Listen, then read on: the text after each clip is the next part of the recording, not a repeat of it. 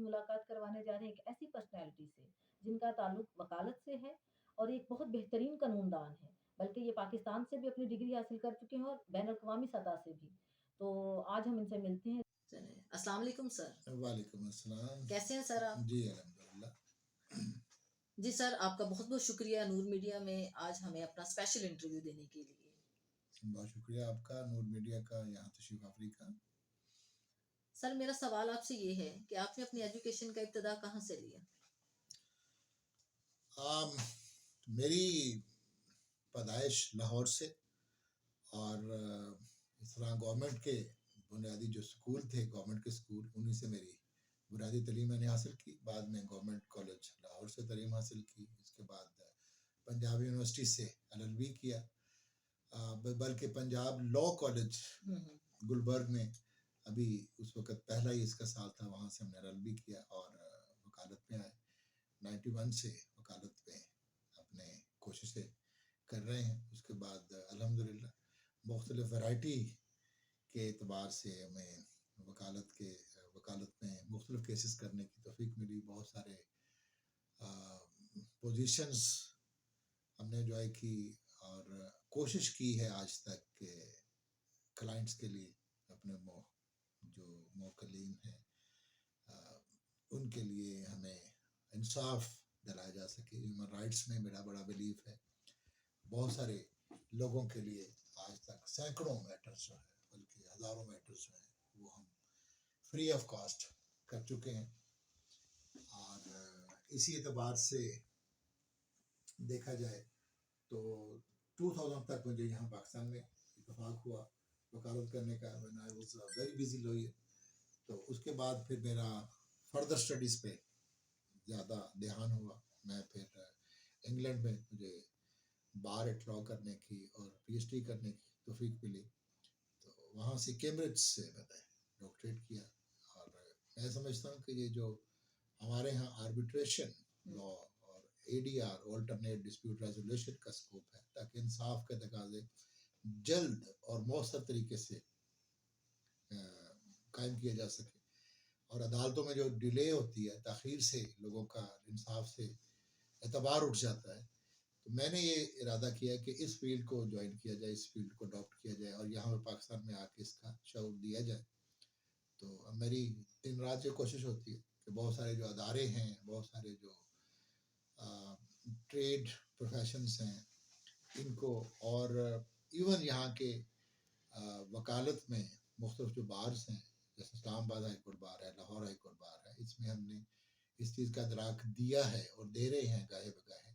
हमने एक अदारा बनाया recently, national forum of arbitrators and mediators, ताकि इस पे हम जल्द इंसाफ की फराहमी के लिए जस्तजू कर सके। लोगों का जो रवैया है वो तब्दील हों, बजाय ये हमारे यहाँ जो मौजूदा रवैया है लोगों का, वो ये लिटिगेंट का कि वो भगाना चाहते हैं, इंसाफ नहीं करना चाहते। तो क्या ये जो तो आपका अभी आज के दौर में हम चाहते हैं कि उनको एक प्लेटफॉर्म पे लाया जाए, मीडिएशन सेंटर बनाया जाए, उनको काम को मीडिएट कराया जाए और उनको जल्दी से जल्दी 1-2 मुलाकातों में उनका मामला डिस्पोज ऑफ कर दिया जाए।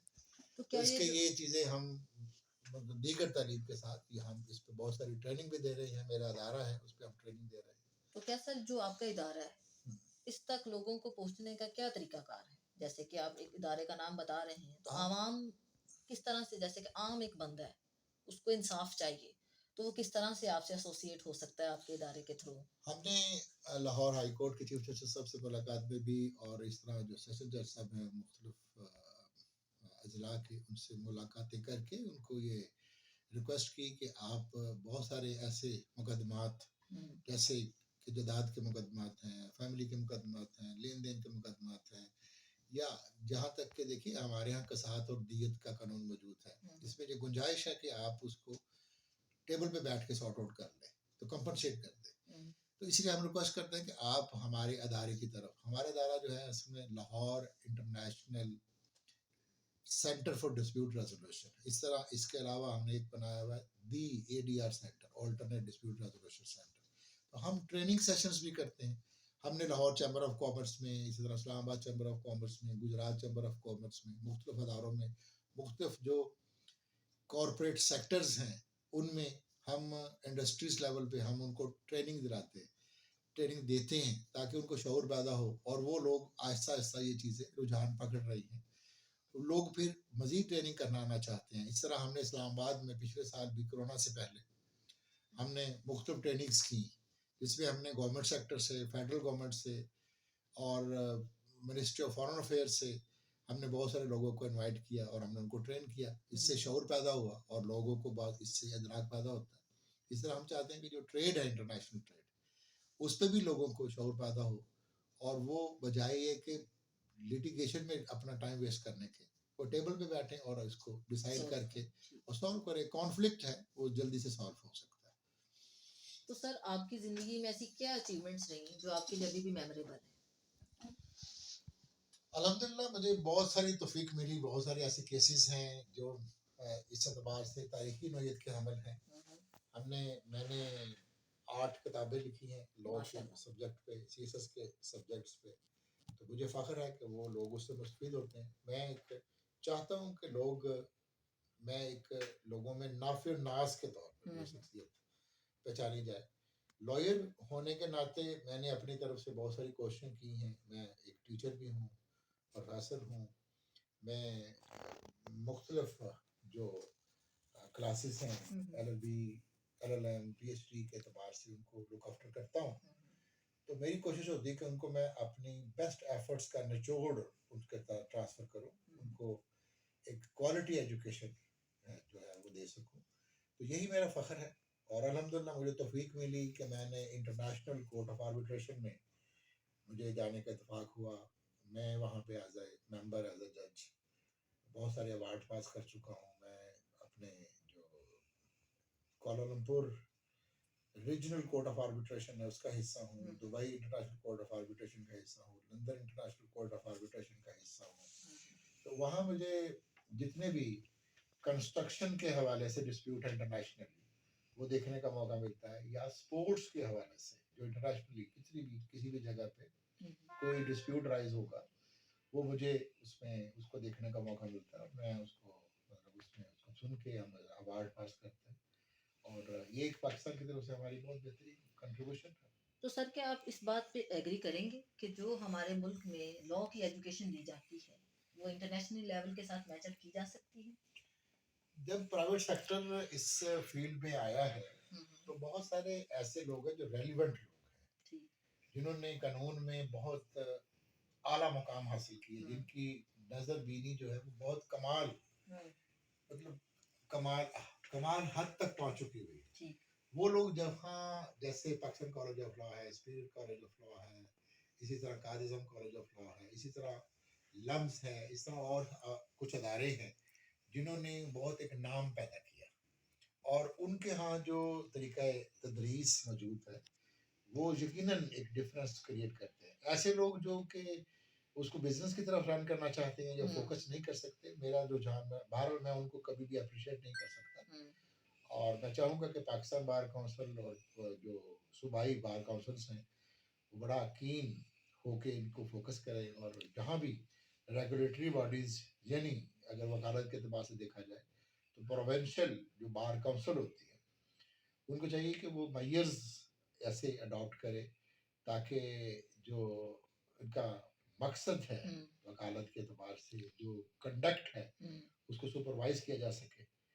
तो जैसे कि सर अगर बार काउंसिल्स अपना पॉजिटिव करेक्टर अदा करेगी और मदरली उसको ट्रीट करेगी और रोजमर्रा एजुकेशन को लॉयर की जो कि वो अप टू डेट हो अपने फील्ड में उस पर फोकस करेगी तो यकीनन इसका जो रुझान है, इसका जो आउटकम है, इसका जो तशख़्ख़ुस है वो मजीद निखर के सामने आएगा। ठीक हो गया सर।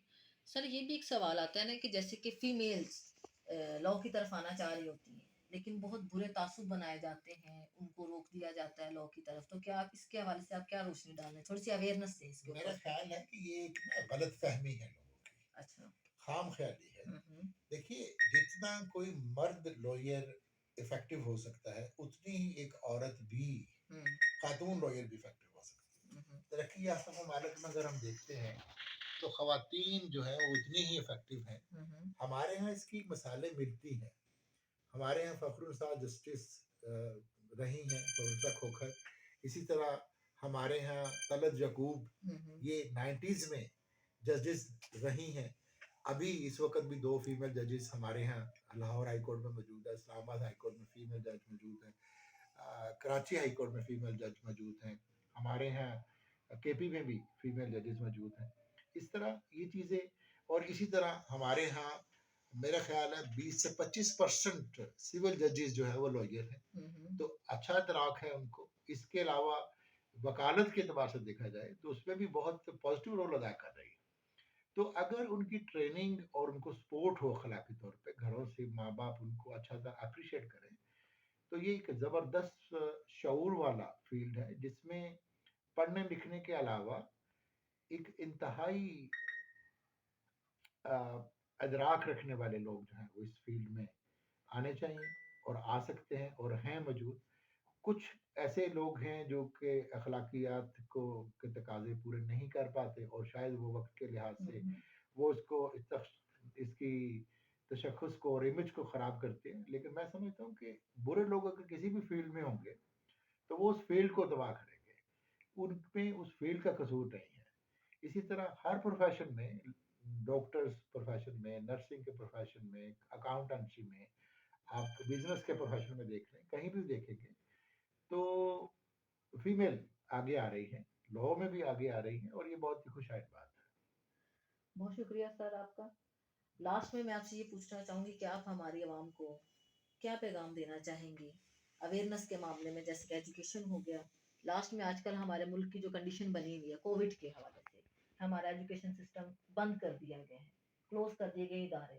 तो क्या ये ठीक है आया कि क्या गलत है? जैसे कि बहुत सारे ममालिक हैं कि कोविड होने के बावजूद भी वो अपने एजुकेशन सिस्टम को बेहतर कर रहे हैं, लेकिन हमारे यहाँ पे कोविड की वजह से इदारों को बंद कर दिया गया है, एजुकेशन बाउंड हो चुकी है। इसके ऊपर आप क्या कहेंगे? देखिए, तरक्की याफ्ता जो ममालिक हैं उनके पास रिसोर्सेज की कमी नहीं है। हमारे यहाँ अब आफात की आलम में यही एक तरीकाकार रह जाता है कि हम जाने बचा लें और अपने बच्चों को और फ्यूचर को जो है वो ज़ाया होने ना दें। इसलिए यही एक ऑप्शन है कि ऑनलाइन स्टडी कर ली जाए। यहाँ ऑनलाइन स्टडी से जो मैं बच्चों को ये पैगाम दूंगा कि वो इस चीज़ को सीरियस ले और इस चीज़ को भी एक एक अच्छा समझ लें कि मौका समझें कि इसके बावजूद कि वो ऑफिस या उनको कॉलेजेस और यूनिवर्सिटीज में जाए बगैर घर में बैठे हुए बेहतरीन इंतजामात के साथ ऑनलाइन स्टडी की सहूलत मौजूद है, तो वो बजाय ये कि वो ऑनलाइन आने के बाद सो जाएं या उसको स्किप कर दे या उससे मुस्तफीद ना हो, ये उनका अनफॉर्चुनेट एक फैसला होगा। मैं समझता हूँ कि उससे वो मुस्तफीद हों, इसको एक गोल्डन अपॉर्चुनिटी समझें। इस आफात के बावजूद भी अगर वो उनको ये मौका फराहम किया जा रहा है तो उससे फ़ायदा लें। दूसरा ये है कि वकालत के एतबार से मैं समझता हूँ कि हर वो शख्स, हर वो बच्चा जिसमें शऊर है, जो सिंसियर है, जो प्रोफ़ेशन को सिर्फ़ एक एडवांसमेंट और एक बेहतरी और क्रिएटिविटी के एतबार से देखना चाहता है, वो इस फ़ील्ड में आए। जो सुस्त, लागर और काहिल लोग हैं, वो इस उनका इस फ़ील्ड में कोई ताल्लुक नहीं है। और जो वो लोग जो कि अपने इमेज के साथ-साथ अपने प्रोफ़ेशन का इमेज, अपने मुल्क का इमेज आगे लेके जा सकते हैं, उन्हीं को इस प्रोफ़ेशन में आना चाहिए। और जो ऑलरेडी इस प्रोफ़ेशन में हैं, मैं समझता हूँ कि वो उनको अपने काम के साथ इंसाफ करना चाहिए और इंसाफ कर इसी तरीके से हो सकता है कि वो हर जो असाइनमेंट उनको मिले, जो हर को केस मिले, उसमें बेहतरीन रिसर्च करें, बेहतरीन उसमें मेहनत करें और अपने बेस्ट लेवल तक उसको जाके प्रोड्यूस करें। और इसी तरह से ही जो जजेस हैं, मैं समझता हूँ कि वो उनको भी ये फ़र्ज़ है उनका कि वो बुनियादी लेवल से लेके किसी भी लेवल तक उन रिसर्च को, उस मेहनत को एप्रिशिएट करें और इंसाफ के तकाज़े जो है वो उसको प्राइम रखे और उसी को ही लुक आफ्टर करे हमेशा। बहुत शुक्रिया सर आपका, बहुत बहुत शुक्रिया। बहुत नूर मीडिया का बहुत शुक्रगुजार हूँ कि आपने इतने अहम मौजू पे अपना टाइम निकाला और मेरे ख्यालात जो हैं दुनिया तक पहुँचाएँ। नूर मीडिया के जो सब्सक्राइबर्स हैं, मैं उनको कहूँगा कि वो इसे लाइक करें और इसको मज़ीद आय करें इसकी, और इनके एफ़र्ट्स को 4 चाँद लगाएँ।